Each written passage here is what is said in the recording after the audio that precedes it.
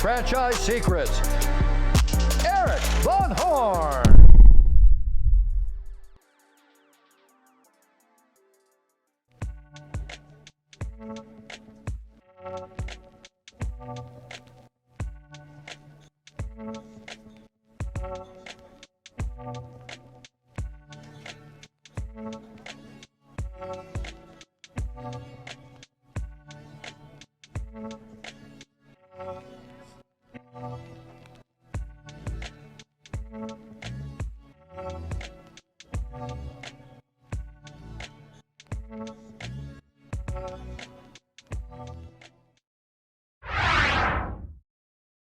All right, everyone. We had an amazing time with Jamie Weeks with Orange Theory Fitness, SweatHouz. He started out in corporate America, doing very well, but then bought 3 Orange Theory Fitness licenses, built those out, got it up to 12, had a liquidity event with private equity, which gave him capital to do more things. He eventually grew that Orange Theory to where he is today, with over 140 open locations, has 10 sweat houses, which he turned into a franchise. And we got into that. We got into some item 19 things around SweatHouz and why they are doing a mid-year addendum to that. And I think you'll find that really interesting and why he's doing that. Talked a lot about culture. We talked about why people either love him or hate him. Work-life balance, why it shouldn't be called work-life balance. We talked about all kinds of fun stuff. What it's like to be on vacation when you're a workaholic.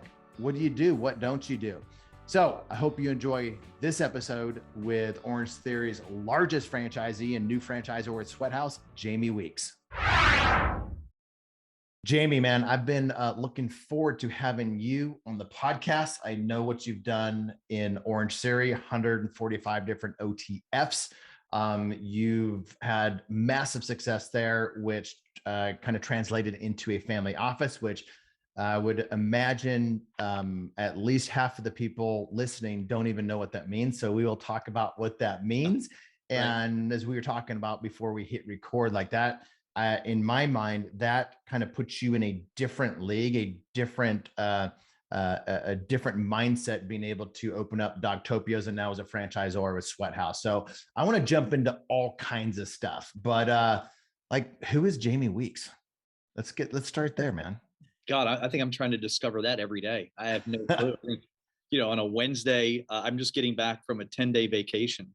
So Jamie Weeks 9 days ago was a lot different than Jamie Weeks here in the office trying to get back to reality. Listen, I'm 47 years old. I've got a wife of 20 years. We've got 2 teenage girls. Live in Atlanta, Georgia. I'm from South Carolina originally. My wife is one of the few people in the world that was actually born and raised in Atlanta. Big family guy, really close with all of our family. All of our extended family is pretty much here in Atlanta or in South Carolina. I've got some unique passions. I've got a farm outside of Atlanta where I have 2 greenhouses, hydroponic greenhouses, and we grow fruits and vegetables. And I give away about 2,000 pounds of produce and fruit every week to the local community and food banks around the area. And so I would say that, if I were going to be defined, I always say that I'm a 50-50 guy. Half the people love me, half the people hate me. And I've done a really good job of, over the last 27 years, making sure I work with the people that like me and not the ones that hate me. So do people know where they stand with you? Is that part of the 50-50 guy? Like, well, I mean, Erik, you and I were 3 minutes in, and you knew where you stood immediately with me 3 minutes in. So yeah, I mean, I'm really direct. I don't think I've ever had a bad opinion. I think my opinion has always been right for 47 years, never been wrong. Obviously I'm being pretty sarcastic here. Yeah, I'm pretty direct. I'm pretty to the point. I go with speed, and I think speed and being direct and being a really effective communicator has allowed us to build the culture that we've built. I think that's what I'm most proud of at Honors and at LFC and what we're doing everywhere else is, people don't leave us. At Honors, as an example, at Honors, our average turnover, think about it, this is a boutique fitness coming out of a pandemic. So to set the stage, Honors is I'm sorry, I should have said that. Yeah. Honors Holdings owns 143 Orange Theories today with white space up to over 300. And that doesn't include the franchisees that are sub-franchisees in our territories. Those are the ones we actually own. We paid every employee during the pandemic. And so we had studios in Portland, Oregon that were closed for 9 months and in Massachusetts for 6 months. And we made a conscious decision on March 16, 2020, that if we had to put money in the business, and that's Prospect Hill and myself, my private equity partner there, that we were going to pay our employees. And that probably defines our culture as much as anything, is that we are a human first business. And the more, Erik, when I got into this, my culture focus was 10%. And the more that I've focused on culture, the better our business has gotten, and the more we've done. And so now I'm at the point where, for me, culture is 90% of my focus every single day. And so if I just find a way to define who Jamie Weeks is and what we've built, it would be really a culture cultivator. So how would you describe your culture in a sentence?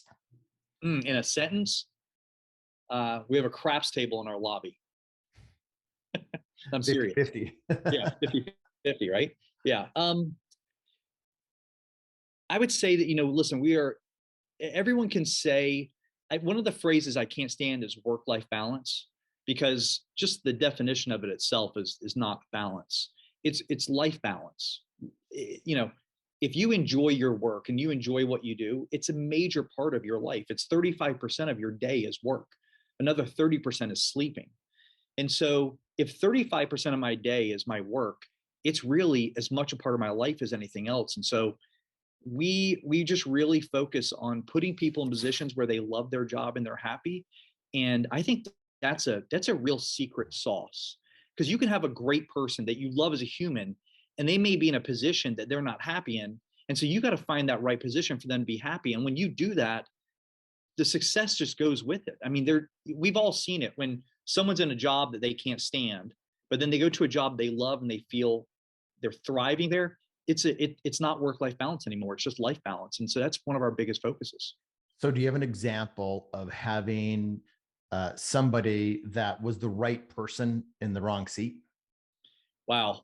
A lot of examples. And I'll tell you, it's funny, just saying on the Orange Theory side, a lot of times we'll have people that will be a sales associate, an hourly part-time position, and have a huge personality. And they're like, yeah, I really want to be a manager. I want to be a manager. And I'm just like, with your personality, and you're physically fit, your personality, you have to be a coach. Like you're all personality. And so one of the things that we've done in our Orange Theory studios is a small little personality test to see where you should be in that studio operating. So as an example, taking someone that's really, really shy and isn't loving, a great human, just a shy person, having that person as a greeter at the front door, that's got to be the worst idea possible, right? Mm-hmm. That person should be the one that's making sure everything's clean, making sure everything's organized, making sure everything's ordered. And then having the person with the big personality, cleaning treadmills versus high-fiving and hugging people when they leave or enter. So doing those little things, you really learn quickly where someone's going to thrive when you have them in a position where they love.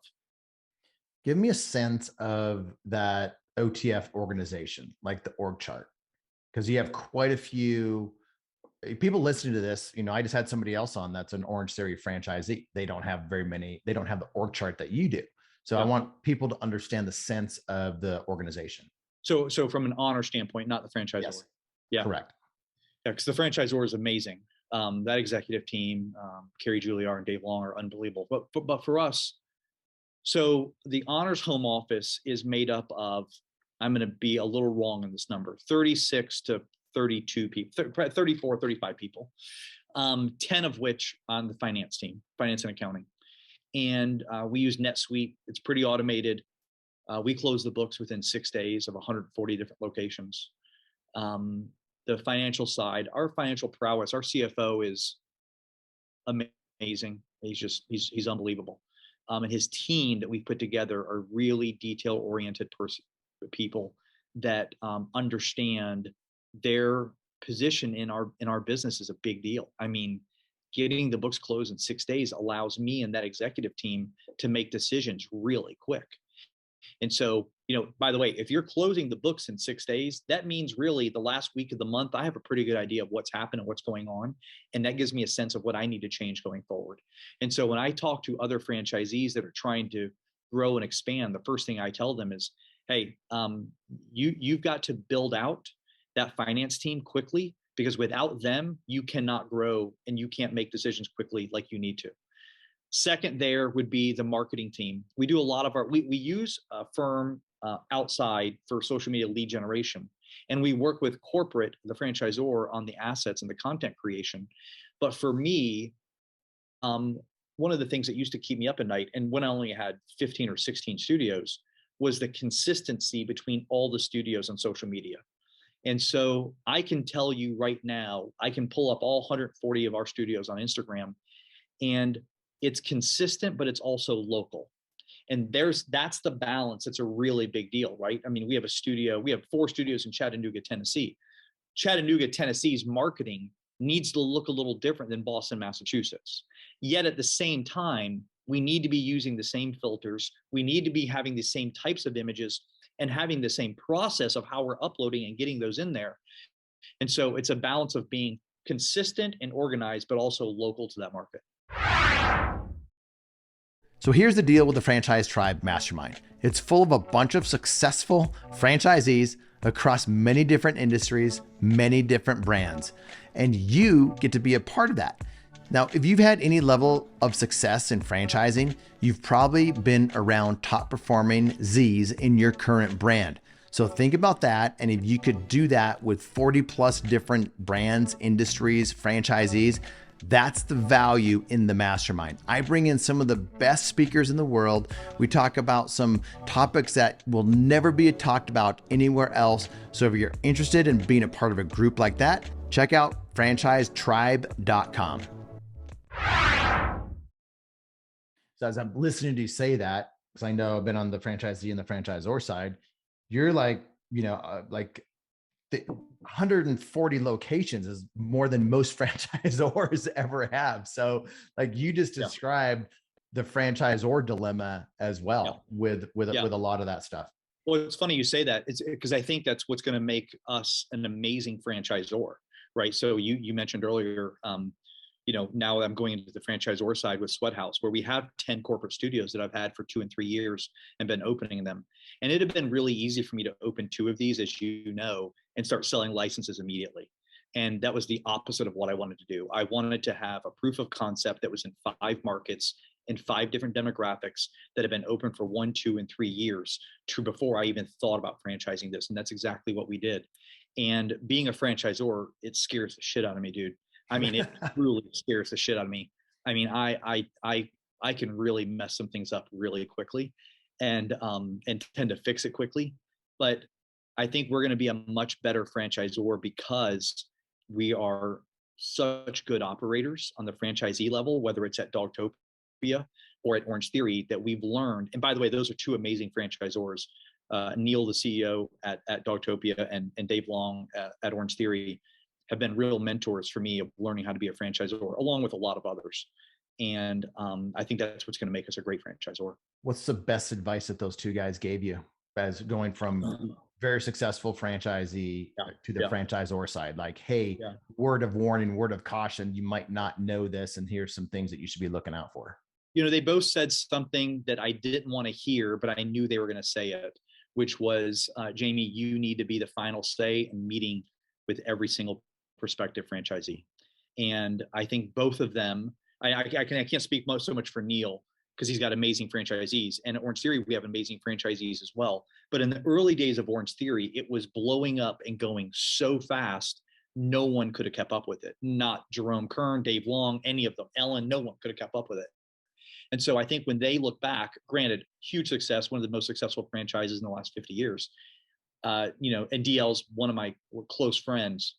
He would tell me every time, Jamie, you just got to sit down and meet with every franchisee, and it's going to take time and effort, but you're going to look back in 5 or 10 years and it's going to be the smartest thing you did. So just going into SweatHouz a little bit. So you got your FDD, you're starting to sell franchises already at the time of recording. You're already selling franchises. You got 10 corporate locations. Do you have those corporate locations in the item 19, or do you have a blank item 19? We have four of those studios in item 19 for 2021. I'm sorry, for 2020 and 2021. Two of them were open in 2020. Some were a partial year in 20. All four were open in 21, and so they're all in the item 19. And most likely we're going to add an amendment, it looks like, to item 19 here pretty quickly, because we've opened so many more, and so we're going to add most likely the financials to the first 5 months of this year as well for 2 more studios. So I like that. And so people listening, it's always nice when a brand like this has stuff in their item 19 for you to look at, especially they have so many locations like that. And you, Jamie, being a franchisee, know how important that is. So I can see why you put that into the item 19. And then even doing a mid-season amendment so you can add more to it. I think that's fantastic. Yeah, thank you. I'm really cognizant of the transparency of item 19, and I'm not looking to be a franchisor because we need the capital. I already have a private equity partner that if I went to them and said, hey, I just want to open 300 of these, I'll open 30 a year. We open 20 Orange Theories a year. And opening an Orange Theory is a lot more difficult than opening a SweatHouz, in my opinion. And so I could go to them and say, let's open 30 or 40 of these a year, and we'll take big markets, do it ourselves. I think we're going to have a really good balance with SweatHouz. And I think the biggest testament that I can make is that we're going to continue to open corporate studios. I mean, I wouldn't be surprised if we opened 100 corporate Orange Theories over the next 5-6 SweatHouzes. I'm so sorry, SweatHouzes. Well, thank you, Eric. Over the next 5 or 6 years, because we're that confident in it and what we've built. And again, I have some of these, I have a 2 and 3 year track record. So that's a big deal. That's a big deal. I'm pretty confident with it. And some people are going to say, they're going to be like, well, you're going to take all the good territories, and they said that to you as an area developer too. You're going to take all the good locations in your area, and you can't possibly do that. So, there's advantages and disadvantages for franchisors to have their own locations. And, but you're an operator, like you said, and I like it when franchisors are operating, and you may not always have that, and you may double down on that, but it's fantastic when franchisors know the operations of the business. So I'm a big fan of it. Well, I appreciate it. One of the things though, Eric, we are, we got our FTD June 10th, I believe, June 11th, something like that. And we've already sold 30 licenses. So in the last just under 30 days, 2 big markets that we're going to do a press release about here in the next 30 days. But one of those markets, we have a corporate studio, and we're actually selling that corporate studio with it. And so one of my things here is I'd like to go to 10 markets and open 1 or 2 SweatHouzes, get the team in place, get it set up, get it operating the way that we know it should operate, and then talk with the franchisee that we think is qualified to take that and run with it and go from there. That's a little different than most franchisors. That's straight out of the area rep, master, area developer playbook. You get in there, you find a franchisee, or you open it up, and that's how areas explode. Bigger markets explode. That's what I did in Austin when I was an area developer there 20 years ago. You find you have one location that just blows it up. Now you have validation, and you have a location, and then people see it, they like it, and then that franchisor should be listening to this, because that's one way to grow and to get into some of these markets. So let's take a step back. Even back to vacation. Where'd you go on vacation? Down in the Bahamas, down in the Abacos. And just family, just you and just family.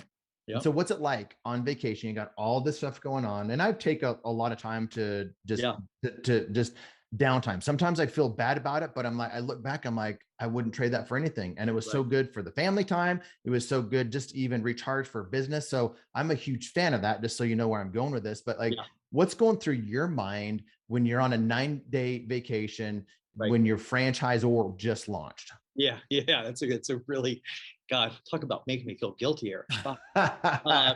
So, listen, Eric, I will say that, another way to define Jamie Weeks is I'm an avid workaholic. I work 7 days a week. I'm in the office 7 days a week, and I don't stop. That is what has made my marriage so successful, is that my wife gets it and understands that that's what makes me happy. And so when we're on vacation, we also have teenage daughters. And so the first day of summer vacation, we have a 14-year-old and a 15-year-old, and they're both athletes. And I said, hey, listen, just a heads up, guys, this is not going to be the summer of sleep until 11 o'clock and then hitting the pool at noon and ordering your quesadilla and doing your whole thing. Like, we're not doing that. Like, we're not happening. Yes, sir. Yes, sir. We're not doing it. And so, when I announced my first day of vacation, hey, listen, I got calls until 11 or 12, so I'll just meet you guys at the pool. Now they're sleeping until 11. So it's worked out to be a pretty good model for those 9 days, where I tend to wake up, and from 7 to 11, 7 to 12, I'll get a workout in or a yoga class, and then I will work until about lunch. And then from 12 to 5, it's kind of family time, and we do our thing. And it's anything from I enjoy saltwater fly fishing. I'm new to saltwater. I've freshwater fly fished for years, but I'm new to saltwater fly fishing. And so we'll do that. And then we kind of regroup around 5 or 6 o'clock and figure out dinner and make a plan. We're big game people too. My wife and I will play, and the kids will play board games or card games all night. And so right now, the big game in our house, I'm going to say this wrong, is taco, cat, goat, cheese, pizza. If you have kids, you know this game. By the way, I don't know how wide your podcast is, but I may have just sold 1 million of these games because I tell everyone about it.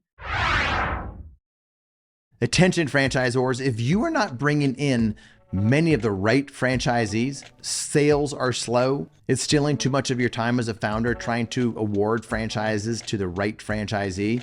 There's a better way to do it. That's why I started the Franchise Sales Mentor. If you want to have access to the information, the techniques, the ways that the best franchise sales organizations are awarding franchisees, then you might want to check out the Franchise Sales Mentor. The reasons that franchisors join is because they want access. They want access to my Rolodex. They want access to my connections. They want access to shortcut both short-term and long-term success to increase enterprise value to their brand. So the name of the game is Taco, Cat, Goat, Cheese, Pizza. That's the name of the game. And it's a card game, and it's probably intended for ages 4 to 6. But at 47 years old, I'm getting as much enjoyment out of this game that you have to get it. It's hilarious. And then we're big in the game Sequence. My wife and I play the game Sequence and Contract Rummy. We're big Contract Rummy people. So we'll get like 4 or 5 of us playing Contract Rummy for 6 or 7 hours. Dude, I love it. I love to play games growing up. Yeah.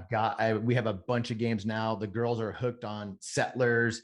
And I'm going to have to get that game that you mentioned. So Taco, cheese, pizza. I'm going to send it to you. I'll get your address and I'm going to have it sent to you in the next couple of days. Dude, that'll be awesome. I can't wait. And the girls will have fun with that. So I love that little, because so many people, if they are workaholics, they don't take time for vacation, or if they do, they think if it's a 7-day or a 9-day vacation, they think they have to be off the whole time. So I like that.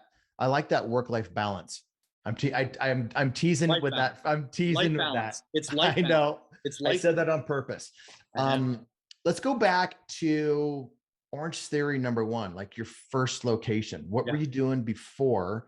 And then like, what was your mindset going in as a franchisee for the first time? Right. So I worked in the finance and asset management industry for almost 20 years. I was a mutual fund wholesaler and hedge fund wholesaler for UBS. And then I became a family wealth director for Morgan Stanley. And for me, the transition from that, where I was successful and did well and was extremely fortunate, and our family was extremely fortunate, it was one of those things where I just saw more and more people getting wealthy from owning a business or inheriting money. And I wasn't going to inherit money. And so the way for me to kind of have the financial freedom that I wanted was going to be to own a business in some form or fashion. And I'd always had, I think a lot of people struggle with the mind of an entrepreneur, but then the action of going and being an entrepreneur. And those two things, it's one thing to talk about it. It's another thing to do it, right? I mean, I'm a huge Tim Grover fan. And, when you listen or read Tim Grover, it's a lot more about action, a lot less about talking. And then when you talk to Tim, you're like, it's a man of few words, and it's all about the action. And I think that kind of clicked at me when I was 36, 37, 38. I'm 47 now. And I just said, I need to be an entrepreneur. I got to make a change. And so I wanted to be, group fitness was starting to, it was Flywheel and Soul Cycle and Barry's Boot Camp and all these kind of, my wife was in a boot camp that met at 5 a.m. and whether it was raining or snowing, she's paying like $400 a month for this bullshit. It wasn't bullshit. It was amazing, but it was still $400 a month to meet in a park. Right. And it's like sleeting at 5 a.m. They should be paying you to be there. And so there was something there that really appealed to me. And whether it's luck and fate or a combination of both, I stumbled upon Orange Theory. And the thing that really drew me there was it was just so non-intimidating. And so to me, life itself is intimidating. I mean, we go through life and, I think about my 15-year-old learning to drive and learning to drive in Atlanta, Georgia, where I-75 has 18 lanes, how intimidating that is, all the way to now trying to be a franchisor and how intimidating that is. So what I loved about Orange Theory was just how unintimidating it was and how inviting it was for everybody. And, fitness is something that very few people wake up every day dying to do, right? Most of us have the struggle, myself included, to go get that workout in every day. And as you get older, it doesn't get easier, right? It only gets harder. And so I just decided, I'm, again, the other way I think people would describe me is I'm kind of an all-in guy. Like when I'm all in, I'm all in. And so for me, going all in was saying, let's buy 3 licenses and hire someone to help me run this and figure this out. And so we opened the first one December 23rd, 2014. And I sold to a private equity firm December 22nd, 2017. Wow. And how many did you have when you sold to private I equity? had 12 when I sold. I have no problem talking numbers. I mean, they'll get mad. I had 12 when I sold. I had white space to 30. And I was doing some pretty significant numbers with those 12. And I funded it myself. Again, I said I was very fortunate. I had no debt. And I had sold a little bit of equity to friends and family along the way, which is something that I've always done. I did it at SweatHouz. I did it at Darktopia, just kind of a thing that I've always believed in. And so that was that event was a big deal for me and my family. Obviously, that was a big deal. And So yeah. Tim Grover, first of all, if you don't know who Tim Grover is, his book's Relentless, right? Yeah. Yeah. Tim, I probably spent more time with Tim than most people have. And which isn't saying it's not a ton of time, but I've spent some one-on-one time with him and just some small group time and just random conversations. He's the best. He's the best. Just, There's no one better. yeah, He's the best. no, he's Michael Jordan's coach, Kobe. Dwayne Wade. Yeah, I mean, amazing. So yeah, get into his world. Listen to wherever he's been and whatever podcast he's been on. Listen to Tim Grover. Yeah, he's the best there is. There's no one better. So good. So you had success as a wealth manager and working in that world. Probably in the top 1% in terms of, wealth in the country. How would you describe where you were then to where you are now? Is it 10x, 100x? Because where I'm going with this is like you made a decision to get 3 locations, but what's happened in the past 10 years to you and your wealth? Yeah. That's a hard one to talk about, right? And I would say if we look over the last 10 years and the wealth side of it is, we all kind of go into this with a purpose of being wealthier than we are that day. And I'm kind of 10 years into this and looking at it now and saying, was my purpose really more wealth, or is my purpose creating this culture and really cultivating younger people to understand that life is not just wealth. Life is also about caring about other people as much as possible. And we have a real mantra at Honors that we talk about a lot. When you care about yourself, no one else cares. But when you care about others, everyone cares for you. And the wealth has come with it, and we've been very fortunate. And I carry a ton of wealth guilt with that. I just there's no way that I deserve this. There's no way my family deserves this. We're extremely fortunate. And I carry that with me every single day. And I think that that balance of mindset has allowed me to really dive more into others in the team and what we're trying to do every day to just be better humans. When you think about the business that we're a part of, right? I mean, at Orange Theory, we're definitely giving more life. We're helping people. The DMs I get of people getting off their meds and the motivation and how they feel, like that was, you can't pay me enough money to get those DMs and the tears I've shed reading those, right? And then you think about SweatHouz, and you think about people with rheumatoid arthritis, or you think about people with other diseases and things that are happening in their lives, where, or even just meditating and that mental health break to go into that sauna for 45 minutes and be by themselves with no phone and just listen to some music and chill out. That's a big deal. And then you think about Dogtopia, and you think about, I think about how many dogs' lives have been saved. How many lives have been saved by a dog being someone's best friend? Like, we'll never know that number, but you and I both know the number's more than one, right? And so I want to be a part of businesses that I'm not trying to peddle something as much as trying to help people live longer, live healthier, recover more, and make sure their best friend, their puppy, is taken care of the way that they should be. And I don't want you to think I'm trying to give you some, trying to explain where my wealth is today versus 10 years ago. Yeah, we've made a lot of money. We've done really well. But my girls aren't going to have that money. I can promise you that. That's not happening. That money will be given away. And that's what, and I got that sense, because even in selling out to private equity and keeping some held back, or selling some equity to friends and family and, maybe employees or whatnot. So we all get to this point where, like, we're fine. Like, we're insulated. If things go south, like, we're not going to be impacted. Our lifestyle doesn't change. But I've seen it happen with franchisees and business owners. They wanted to make that $100,000, and then they make it. And that was the biggest thing for them. They're, maybe they're 20 years old and that's what they want. And then it's $1 million a year, and then it's 2 million or 10 million, whatever it is. Like, what have you seen out there or experienced that allowed you to be like, it's not about money anymore, or it switched? And it's like, it's more about culture. It's more about purpose. It's more about something else besides just having more money.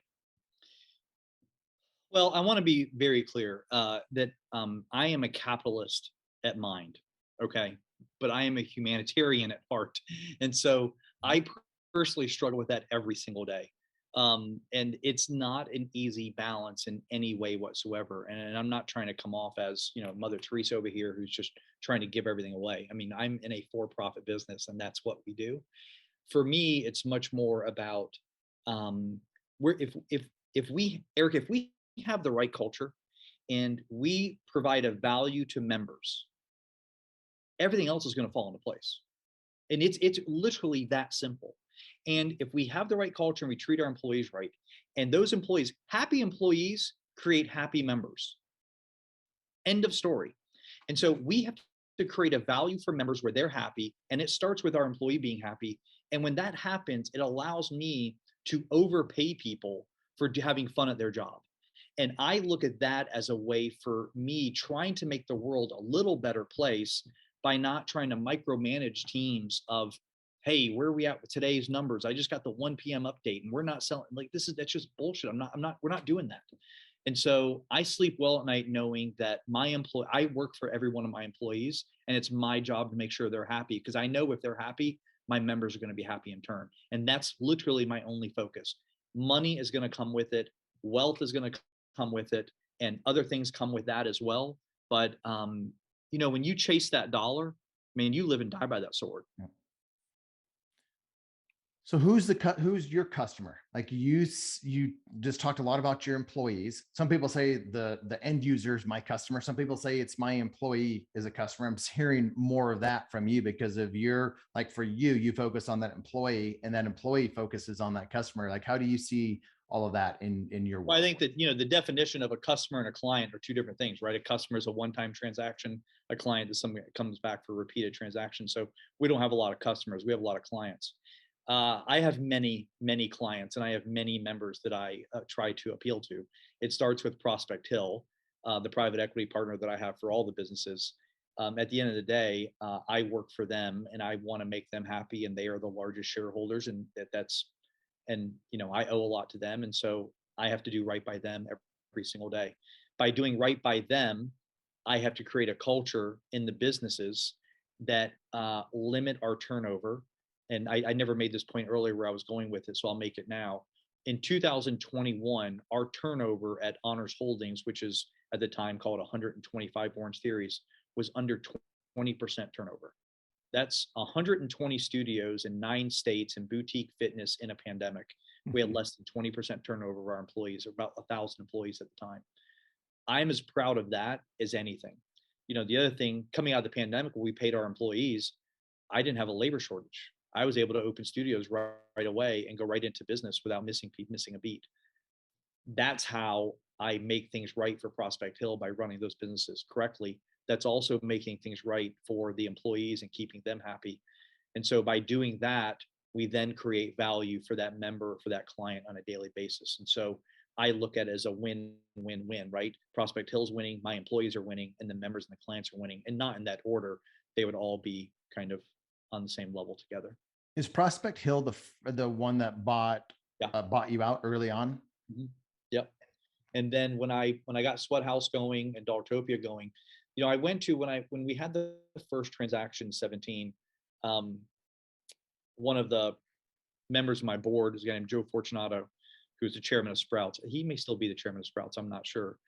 But he said, Jamie, you're a young guy. This is a good bit of money. Like, what we know you're going to run the business every day, but like, what's your plan? And I said, Joe, I really don't know. I said, but I really like this franchise thing. I think I want to be in this franchise space. And I think there's a model there where we could build out a franchise team that it doesn't matter the business. We just kind of keep going with other franchise concepts. And he said, I like that idea. Let's just, make sure Jeff Teschke, the operating partner at Prospect Hill, is okay with it. And I said to Jeff, that's what I want to do. And he said, yeah, okay. I just need you to keep me in the loop on everything. I said, yes, sir. I promise I will. And he goes, don't take your eye off the ball. I said, I got it. Yes, sir. I promise I won't. And so I kept him in the loop with Dollartopia, and I kept him in the loop on SweatHouz, and gave him weekly updates of where I was and what I was doing. And sometimes the update was 30 seconds. Sometimes the update was 30 minutes, it was just kind of where it was. Well, at the end of 21, I started getting some unsolicited private equity phone calls and offers for SweatHouz and for what I was doing. And so one of them was a pretty solid offer. And I went to Jeff and said, we got a little bit of a problem here. And he said, yeah. He said, I saw this happening. He said, let's just go ahead and wrap this up and get it done. I said, okay. And so I'm a pretty loyal guy. And I think Jeff knows, and Prospect Hill knows, that if I would have taken it to market, I don't know if it would have been more or less of what I got, who knows. But I know the position we're in today. That transaction happened in February. It happened on February 22nd, 2022, and I wouldn't allow anyone to sign anything until 2:22 p.m. I just said, listen, we're not going to have this opportunity again for another, 100 years. I said, so we're going to do this just because I am that awkward, and we're going to do it. And so, yeah. So they're an amazing firm. You don't know who's swimming naked till the tide rolls out. And when you go through a global pandemic with a private equity firm, the reaction is usually one of two, right? It's either, hey, fire everybody and we'll figure it out, or it's we're all in this together. Let's buckle in and get this thing right. And that's the reaction they had, and it was pretty awesome. What are some of the things that you look back and you're like, man, the knowledge and the experience that these guys have brought, they gave you advice, they gave you different things at different times. Like, what are some of those things that you would not have been able to get if you weren't with a private equity company like that? Yeah, I'll give you a great story. So my chairman is a guy named Bill Watts, who was CEO of Mattress Firm and GNC and chairman, and took one of them public, and just amazing success stories.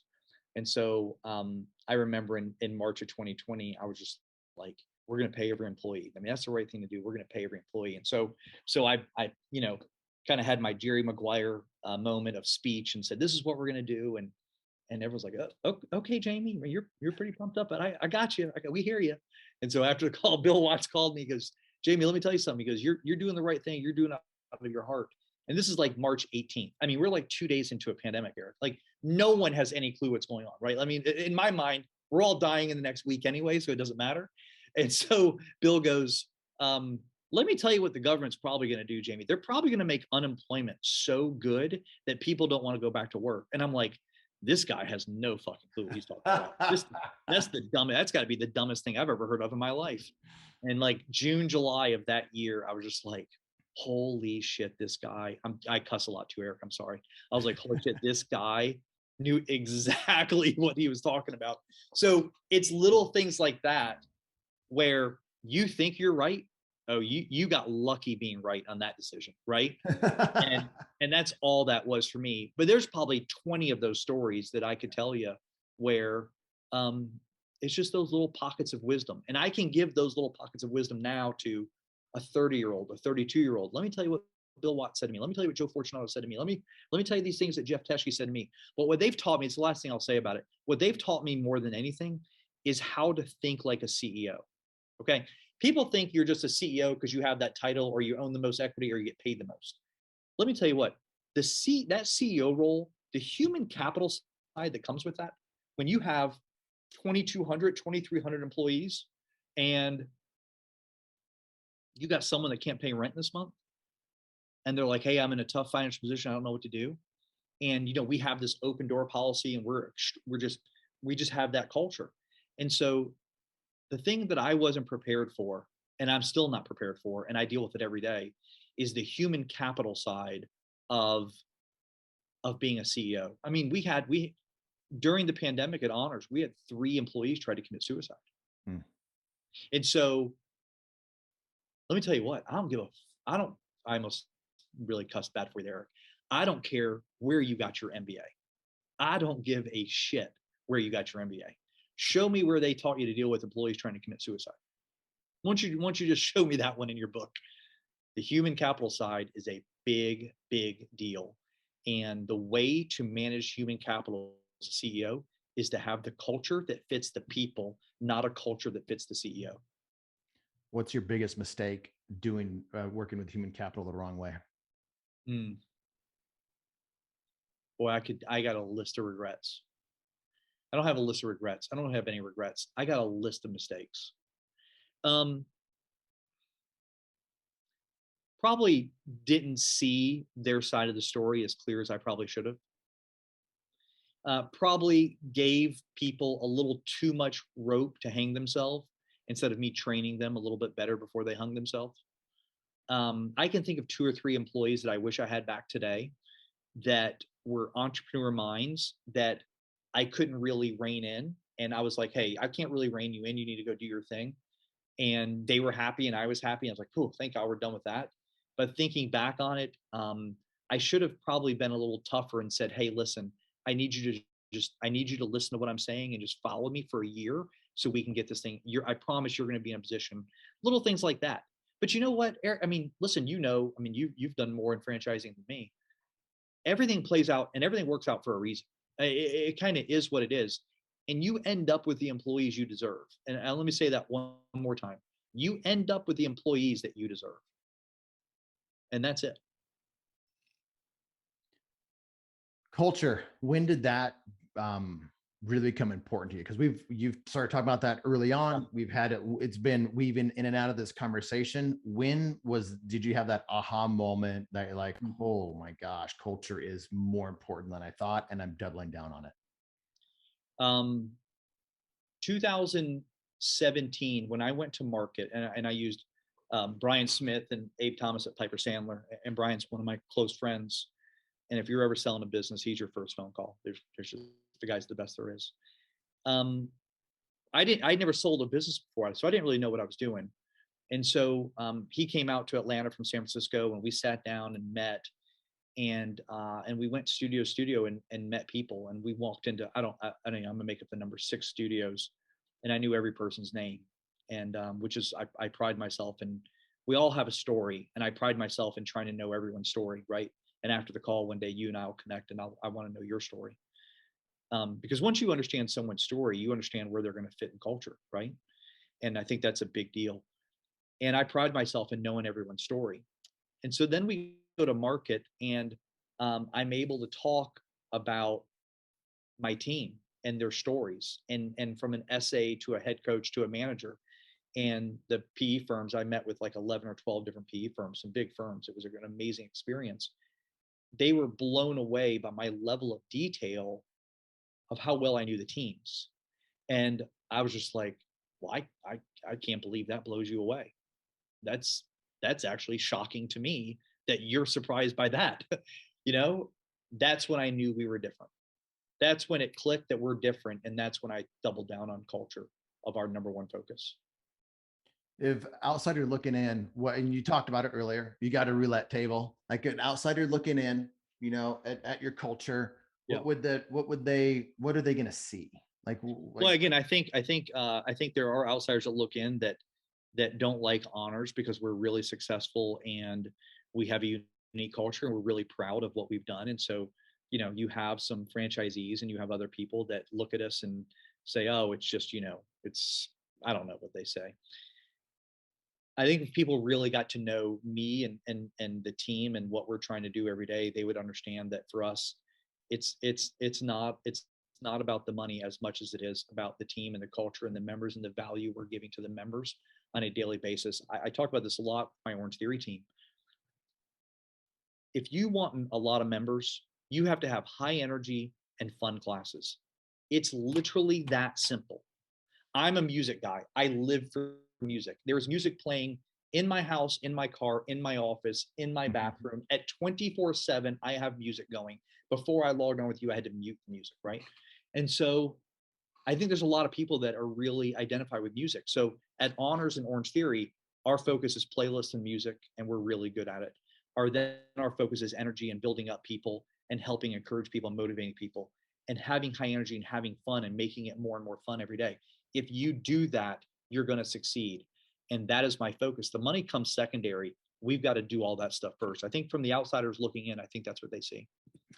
Let's talk SweatHouz. So one of the things that I've noticed in the fitness world is a lot of these fitness concepts compete with each other. You've got Orange Theory competes with the boot camps, with the Soul Cycles, with they're all after that cardio or weights or a workout type thing. Then you have these other concepts that are on the outside of that, where the workout people go to them. And I've seen some really successful brands like that. And when I think about SweatHouz, I see that as a, you know, somebody that does CrossFit or Orange Theory or Burn Boot Camp would be at a SweatHouz. So like, give us the origin of how SweatHouz got started and just a little bit on that of why, you know, there might be some people that are like, hey, I'm in fitness, but I'm interested in being inside the fitness world out, like on the outside edges like that. Yeah. And I appreciate you asking. So I'll tell you how SweatHouz started. I became a fan of infrared saunas and was shocked about what it did for my sleep. You can tell from my personality, probably not the best sleeper, right? And so, and it's interesting. I wear an Aura ring, which I'll give them a plug because it's the best thing in the world. I love it. Aura and Whoop. I got a Whoop on too. I love both of those. Listen. I am non-Whoop team. I am Team Aura, and end of story. Team Aura. And if you wear both, you're just a serial killer. You're just. But I love the data. I love the sleep data, and I was learning that, you know, I was in bed a long time, but not sleeping the way I thought I would. And so I started researching an infrared sauna, yada yada. So I started doing infrared sauna. My sleep improves. My skin started improving. And I didn't notice it. My wife noticed it. My girls noticed it. They're like, "What are you doing to your skin?" I'm like, I don't even know what you're talking about. I barely put soap on my skin, much less have better skin. Right. And so, started seeing more and more infrared sauna mom and pop studios pop up and things like that. Created a model and said, let's open one or two and see if it works. And here we are. And now we did a consumer survey of our members, and it came back saying they love what we do and they want us to do more. So we started adding cold plunge tubs. We used the Renew cold plunge tub that it's I think the best in the market. Filters the water every 6 or 8 minutes. It's amazing. The temperature is 39 to 59. We can adjust the temperature at any time. It's easy in and out, which I like that a lot as well. And so then I started cold plunging, and Tim Grover was another one that was, we had him out for our honors conference in Vegas last year, and he spoke to our group. And I was like, yeah, Tim, I've never cold plunged. And you would have thought I told him that I have never eaten an apple before. I mean, he just looked at me like, what do you mean you've never cold plunged? And I was just like, I immediately started backtracking and trying to lie my way out of it to not feel that bad about myself. And so I came back and started cold plunging. I cold plunged for 30 straight days in April or May. And I watched my inflammation go through the floor and never felt better. So we started putting cold plunge tubs in the studios. And then we started doing red light therapy and the benefits of red light therapy with a hydro massage table. So we use hydro massage and we use SolarJet tables. And so you lay on this table for 15 minutes with a red light therapy light on your face that's helping with wrinkles, anti-aging, acne, regenerating your cells on your skin. It's amazing. And so that is the model right now. It's a recovery model, but it's, again, if you go back to what I said about what I loved about Orange Theory by being so non-intimidating, these are all things that are extremely intimidating. And so we're doing our best right now to educate in a non-intimidating way. And for us right now, I think the most important thing that we're doing here is actually on the mental health side. And so we did a partnership with Calm app, helping people meditate in the studios more. I've used Calm and Headspace. I think they're both great. And the benefits of meditation while you're in a sauna, well, that's pretty special stuff. I mean, that's Tim Grover's secret sauce kind of shit, you know? And it's so simple, and everyone should be doing it. Like, it's the biggest no-brainer in the world. But now my addiction right now is I'm giving these people plugs, Erik. So I mean, you should be getting paid for me. Dude, I know, man. Right, totally. So I was I pulled a muscle in my back doing God knows what, who knows, something I shouldn't have been doing. And, I'm like, well, I got to stretch. So we've got like one of those hypervolt guns with hyper ice. Yep. And so I got a guy here in my team that taught me how to use it. When I tell you that I am fully addicted. You got it right within arm's reach. I am fully addicted to this thing. So this was me on vacation, just all day doing this. And my girls are just like, Dad, seriously, you have got to stop. This is so embarrassing. I'm like, it's not embarrassing. Everyone over the age of 40 knows exactly what I'm doing, and they're fine with it. And they're like, we don't care about the people over 40. It's the other 17-year-olds looking at us that think our dad's a complete buffoon. I'm like, I don't care. I'm hurting. I don't care. And so, I just love learning about all these little things that I had no idea about. And SweatHouz is going to be that model where cold plunge, infrared sauna, vitamin C showers, hydro massage bed, red light therapy, really just those 5 or 6. I'd love to do a deal with Hyperice. Those 5 or 6 things where for a recovery, we're definitely doing a deal with Hyperice now. I'm going to send them this clip. Where you can pop in for 30 minutes, you can get some recovery, you can feel better, you can pop out. It's not crazy expensive. It's just a little bit of everything. So I'm a big fan. I'm a big fan. And here's the other thing. I got 10 of them open. I mean, we know what we're doing. I love that. I love that kind of stuff too. I've had an infrared sauna in my house for I think 5 years now, and I love it. I don't have a cold plunge. I want to get one. I've been using the river after 2 hours of pickleball, and it's been fantastic. So I love everything about that. I don't want to keep you. I know we're on the hour. So how do people find you if they want to learn more about SweatHouz or whatever it is? Yeah, no, thanks, Erik. Thank you so much for the time. You do an amazing job. It's really informative, and you're providing a great service for a lot of franchisees that I know want to get into the space. So I'm on LinkedIn. I'm on Instagram. I'm private on Instagram. I don't know why I'm private. I'm not hiding anything. And I've never denied anybody either. So just a heads up. So I'm in Instagram and LinkedIn, so people can find me there, and I'm pretty accessible. All right, check it out, SweatHouz. Find him on Instagram. Don't blow up his Instagram. Let's get on Instagram. I wouldn't know what to do if you did. I wouldn't know what to do. Maybe you'll get one of the blue check marks after the show. There's so many people. Oh man, thanks for coming on. I appreciate it, and it was great to spend some time with you. Thanks, Erik. Really appreciate the time. Thanks for listening to this episode of the Franchise Secrets Podcast. Whether you're watching or listening, please make sure to subscribe to my YouTube channel and to whatever channel you're listening on. If you want my help with anything from buying a franchise to franchising your business, please visit franchisesecrets.com.